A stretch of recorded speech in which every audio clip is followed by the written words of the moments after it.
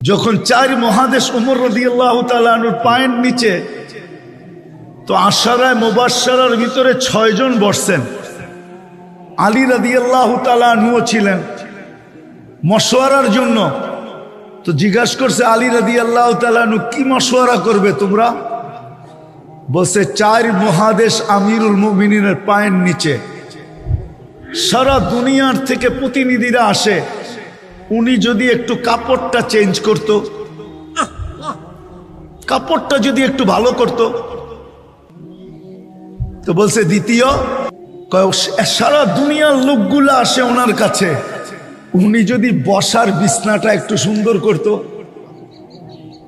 তো বলছে তৃতীয় বলো, সারা দুনিয়ার বড় বড় উফুদ প্রতিনিধিরা ওনার সাথে খাইতে বসে, উনি যদি রুটিটারে মোটার থেকে একটু পাতলা করত। ওনার রুটি তো কেউ খাইতে পারে না। তো আলী রাদিয়াল্লাহু তাআলা আনহু বলতেছে, জিনিসটা তো ভালো, কিন্তু মানাইতে পারবা কিনা জানি না, মনে হয় না মানব। তো বলছে আমরা ব্যবস্থা করব। বলে কিভাবে? বলে আমরা 2 জনকে নির্বাচিত করছি, এক হইল আম্মা জান আয়েশা রাদিয়াল্লাহু তাআলা আনহা, আরেকটা হলো ওনার মেয়ে হাফসা। 2 জনকে আমরা ঠিক করছি, 2 জন ওনার সাথে কথা বলবে। কেননা দুজনই আম্মা জান, একজন মেয়ে আবার আম্মা জানো, ঠিক না? হ্যাঁ, উম্মাহাতুল মুমিনিন। আর আয়েশা রাদিয়াল্লাহু তাআলা আনহার তো জুরি হয় না।